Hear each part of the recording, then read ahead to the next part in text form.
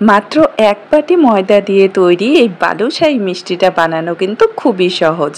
বাইরে থেকে যতটা খাস্তা হবে ভেতর থেকে হবে ততটাই রসালো।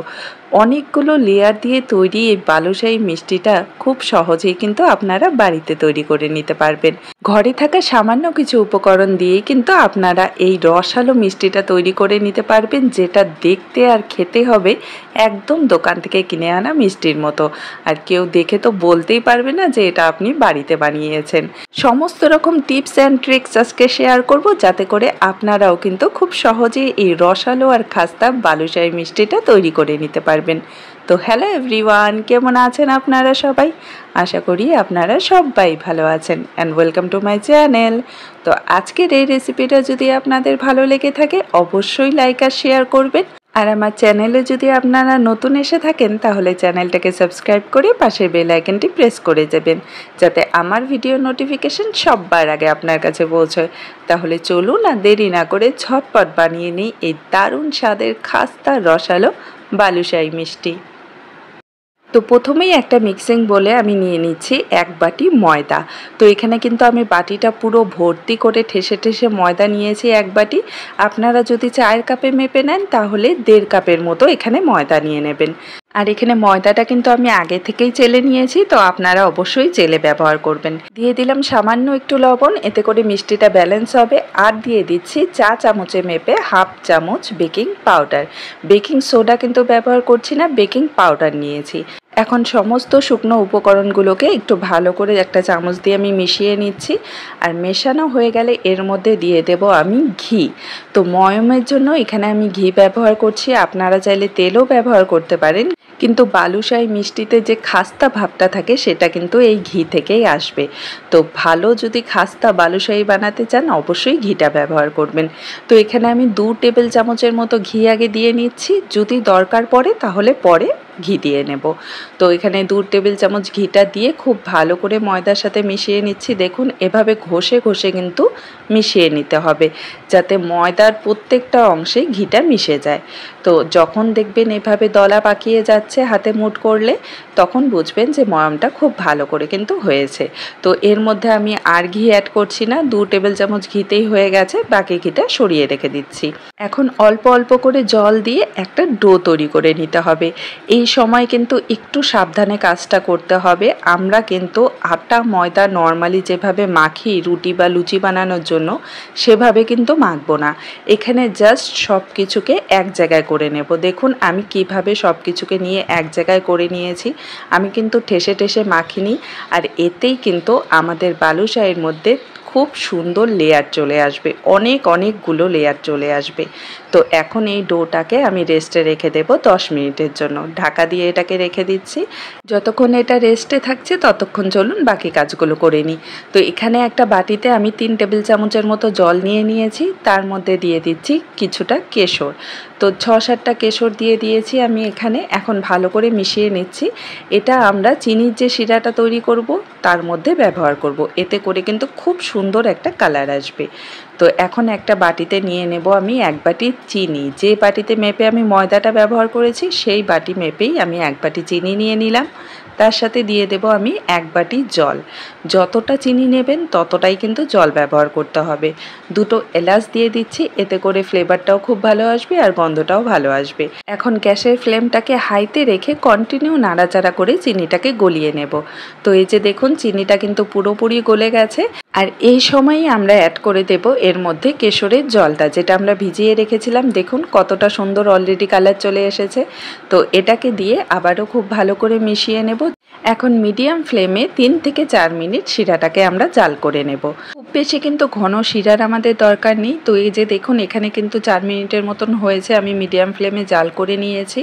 আর যখন দেখবেন যে এরকম চিটচিটে একটা খুব আঠালো ভাব চলে আসছে আর একতার কিন্তু হচ্ছে না, একতার হতে হতে যখন ছেড়ে যাবে কেটে যাবে, ঠিক সেই সময় কিন্তু আমাদের গ্যাসের ফ্লেমটা অফ করে দিতে হবে। কারণ এটা যতক্ষণে একটু ঠান্ডা হবে ঢাকা দিয়ে রেখে দেবো আমরা বালুশাহীগুলো ভাজবো, ততক্ষণে কিন্তু এটা একতারের শিরা হয়ে যাবে। তো এই সময় গ্যাসের ফ্লেমটা অফ অফ করে দিতে হবে আর একটা ঢাকনা দিয়ে ঢেকে সাইডে রেখে দেব। তো এখন চলুন আমরা বালুশাহী মিষ্টিগুলো তৈরি করে নেব। তো এখানে আমি ময়দাটাকে রেস্টে রেখেছিলাম আর এটা কিন্তু অনেকটাই আরও নরম হয়ে গেছে।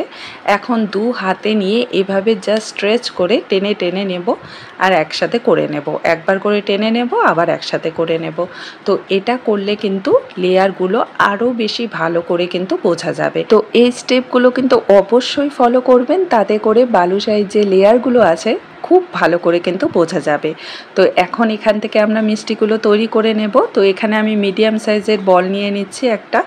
তো এটাকে ভালো করে আগে হাতে এভাবে চিপে নেব, তারপর দু হাতে প্রেস করে গোল করে ঘুরিয়ে নিতে হবে ক্লকওয়াইজ অ্যান্টি ক্লকওয়াইজ, মানে একবার ডান দিকে একবার বাঁ দিকে, এভাবে ঘুরিয়ে কিন্তু আমাদের মিষ্টিটা তৈরি করে নিতে হবে। তো এই যে দেখুন এখন মাঝখান দিয়ে আমি এভাবে একটা আঙ্গুল দিয়ে ফুটো করে দিচ্ছি, গর্ত করে দিচ্ছি আর কি।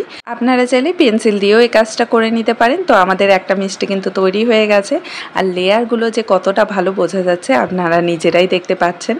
তো এই স্টেপগুলো যদি আপনারা ঠিকঠাকভাবে ফলো করেন তাহলেই কিন্তু আপনাদের তৈরি করা বালুশাহী একদম পারফেক্টভাবে তৈরি হবে। এই যে দেখুন, তো এভাবেই আমি সবগুলো বালুশাহী মিষ্টি তৈরি করে নিয়েছি আর লেয়ারগুলো দেখুন আপনারা জাস্ট কতটা সুন্দরভাবে এখনই বোঝা যাচ্ছে। তো এগুলোকে যখন আমরা ফ্রাই করে শিরার মধ্যে ডোবাবো তখন আরও বেশি ভালো করে বোঝা যাবে।